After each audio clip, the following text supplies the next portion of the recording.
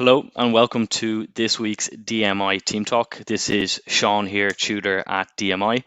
And this week our Team Talk is about the very recent iOS 14.5 update. So this week what we're looking at is how that affects you as digital marketers, but also I'd like to give a little bit of a history, a recent history around data protection to give all of this some context. And hopefully it will also give us some insights to see maybe where the industry in general is going as data restrictions for marketers come into play. So to start, basically, and for some context, we should kind of look at what cookies are, because in recent years there's been a lot of talk about tracking us as users across websites, and this relates back to cookies. But it's part of a kind of growing sentiment of customers in general who are feeling that privacy is more important. This is in apps, this is when they're browsing on their desktop devices, or when they're giving any information. It also is part of a kind of climate of GDPR as well, which has been in effect for the last couple of years. And there's a lot of overlap between recent developments with cookies and tracking and policy and GDPR within the EU and the UK.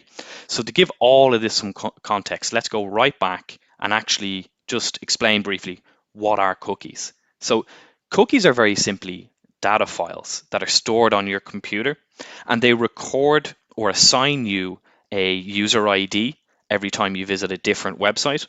And then when you go back to that website, they can recall that user ID, and they can also recall a lot of information which is stored in data files on your own computer. The kind of information that they can record is the time you spend on the website, the links that you clicked, how many times you click them.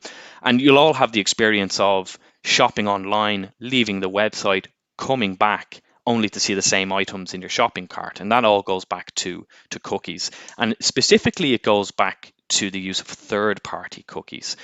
So there are two types, to give all of this some context. There are first-party cookies, which are basically the own app developer or the owner or developer of the website has cookies in there that can track exactly what you do, but just on that website. And the use of third-party cookies is used to bring together information about what you do when you leave that website. Okay, and really the developments recently have been around third-party cookies. Cookies are not the only way to track users' movements online and habits and actions. There's also the use of Flash and HTML5. They can all basically do the same thing if they're used the right way. And up until recently, 2018 to be specific, all the assumption of digital marketers or people who were responsible for GDPR or privacy when it came to setting up websites, everyone operated off what was known as implied consent. So in other words, when you visited a website, they just simply assumed that you understood you were being tracked, whereas now this has flipped. And you will have seen since 2018, you'll get a lot more notifications when you visit a website to have you agree to being tracked through the use of cookies. You'll see this in apps. You'll see it if you visit a website for the first time. And this change on the part of content publishers or website owners or app developers, this has all been in tandem with GDPR, which launched in 2018 or became official within Europe. And it goes back to something known as the cookie law, which was actually an EU directive that was adopted by all EU countries. The UK also had their own changes in line with this as well. But essentially, when the laws were first devised in 2011, it was expected that once GDPR took effect, that all the relevant online cookie-related policies would need to come into play. So it has been since GDPR was officially enforced, if you like, that you have started to see these cookie notifications. And that's just giving you all the context in terms of you as a user and probably what you see. You'll also have heard recently about the Google update, which is to take effect next year. And this was an announcement by Google that they're looking to basically put privacy first for their own users, people who are using their search engine, or indeed many of the other applications and programs that they have. And it's also, all of this is part of a growing sentiment that we as users online are having too much of our data taken, and it's encroaching on our personal rights, if you like. So with all of that backdrop, now let's look at one of the most recent and important developments around data privacy, which is Apple's announcement and subsequent enforcement of iOS 14.5. So it's an operating system update. Now, originally, Apple actually announced that this would take part of or would take part as one of the components of their 14 update. But actually, that was delayed. And it was delayed because the industry wasn't really ready to react to it, and they didn't know how to react to what was being asked of them. So it was pushed forward to 14.5, and 14.5 came into effect in April, late April, April 26th. So this update, essentially what it is Apple have now required app developers in the iStore, or indeed on any of their platforms, the iPad, Apple TV, they have required the developers and website owners to allow the user to either opt in or opt out of being tracked. So it's actually putting a blocker up there, up front for the Apple user where they can opt out. And as we're going to look at in a moment, one of the most relevant platforms has been Facebook to this, as it affects Facebook's business model, who also own Instagram and, of course, WhatsApp. But essentially, for all app developers, they now have had to basically get in line with what Apple is saying is a requirement of having an app in the store. So when you look at this, and you can see that it is Apple throwing down the marker for improving their users' experience. It has conflicted with other companies, and there's been a bit of a battleground that has opened up in recent months as a result, which we're basically going to focus this on today. And what we're going to do is we're also looking to let you know about what you might need to change about your digital marketing strategy as a result. For anyone who is an Apple user, this is the type of notification that you will get after the update and for your first time going back into Facebook.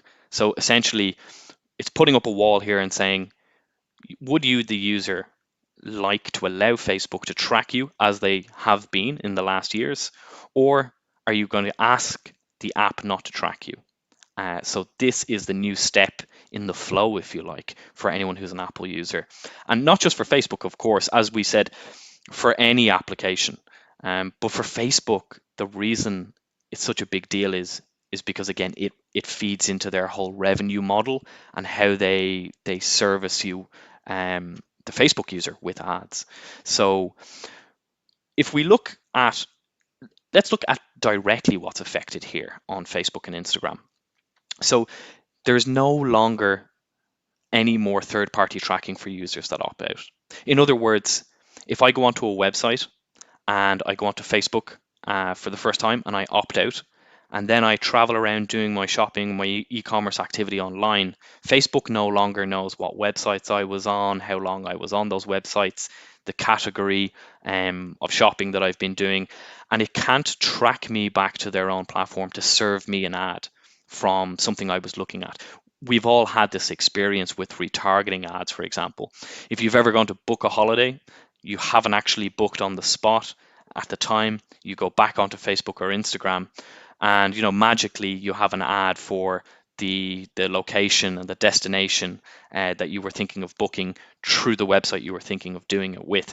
These are very simply retargeting ads. Retargeting ads rely on tracking all your behavior across platforms so that the digital marketer, who's the advertiser, can basically retarget you once you've gone to their website and then you've bounced off to other platforms like Instagram and Facebook. So this is one of the key things that's affected here for Facebook. Advertisers will no longer have this option. There's also a restriction now on the data available to advertisers as a result. So think of your journey online, the websites you go to, what you click on, what you download while you're on them. These are all websites and applications off Facebook. That data previously was available to Facebook as part of their tracking, and now it no longer is. So there is a reduced amount of data that the advertiser has as a result of a reduced amount of data that Facebook can collect. And one area where this would affect specifically for Facebook or even for Instagram is when you're running paid ads and you're looking to use what are known as lookalike audiences. So lookalike audiences were always based off information Facebook had about the type of audience you're looking to target. A key example might be if you were looking to target millennials who are interested in shoes, you could build a lookalike audience of people who already visited your Facebook page. Facebook could then fill in the gaps because they knew so much about that particular category and what people like to do and how long they like to spend on websites and what type of images they used, what time these people were online, a whole plethora a plethora of information that they could feed in and actually find you audiences. This is now no longer an option for Facebook or for advertisers through Facebook to target users that have opted out, basically. Now, the backlash from Facebook, who also own Instagram and WhatsApp and Facebook Messenger, who all have similar revenue models, one of the first things they did was they kind of ironically took out a newspaper ad in the New York Times, the Washington Post, the Wall Street Journal. So it wasn't even a digital reaction; it was a traditional media reaction, and we have an image of what that looked like now in a moment. Another thing that they implemented was actually what has been called in the media since a scare tactic.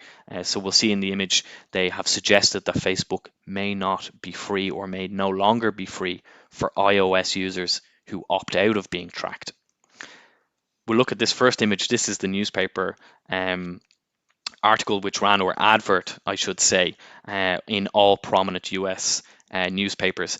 And basically, Facebook's argument was if you take away the ability for advertisers to retarget, you're taking away a lot of business models. So some of you maybe even watching have a business model where actually a lot of your sales are collected through retargeting. So Facebook are basically saying you're killing these business models for small and medium-sized businesses. And what they're also saying is that a lot of these businesses who can now no longer sell through retargeting will need to put up a paywall. That's also going to affect users. If that is reasonable as an argument, that's for you to decide. But the very next thing that happened was Facebook started to prompt people with what you see here on your screen. So they started to prompt users to say, would you like to show ads which are more personalized and help keep Facebook free as a result? So the suggestion is that if you don't opt in as an iOS 14.5 user, that actually you may be incurring a charge to use either Facebook and Instagram. There is no detail as of this time whether that's something that they will action. There has been no public announcement by anyone from Facebook. They've simply just put this here in front of users recently, and it's prompted a lot of speculation as to whether it will happen, what kind of charges they could put in place. Is it simply a paywall to use Facebook for iOS users? So really, they're kind of setting the tone here for some confrontation between Apple and Facebook over the coming months and maybe even beyond.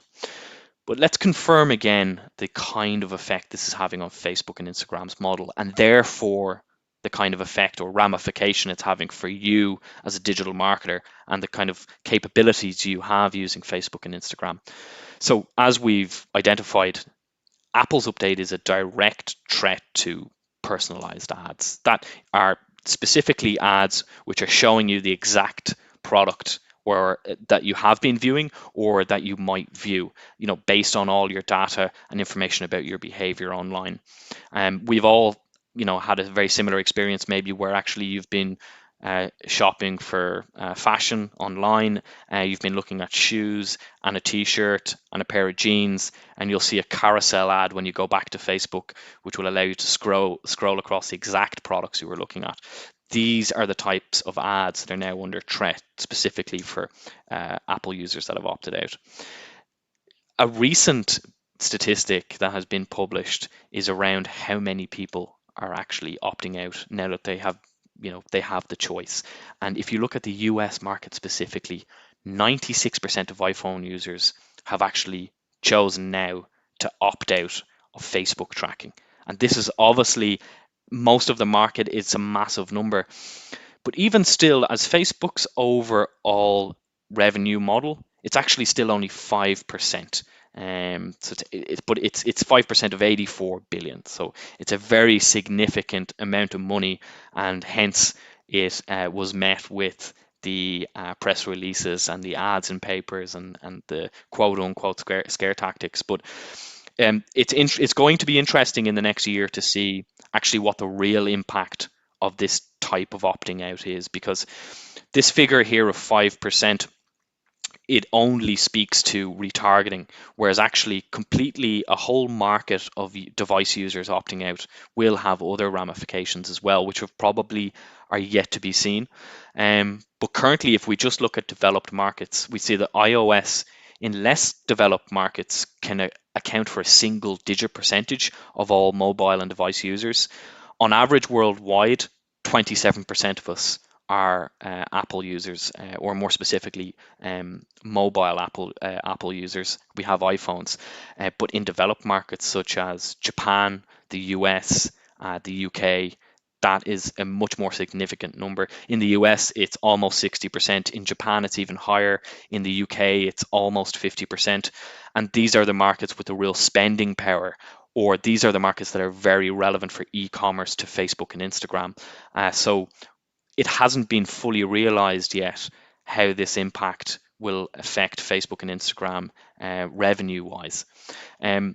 Now, with all of that said, we should also look, for those of you that are still confused or looking for confirmation or what it means for your business and your digital marketing activities. Let's look at what this update does not affect. So essentially, what is not affected is things like the dashboard you have on your Facebook business page or your Instagram business page. You'll see a Facebook Insights tab, for example. It tells you about the age demographic of your followers. It tells you their location. If you go into Facebook Ads Manager, you can find information about their interests, their level of income, and things of this nature.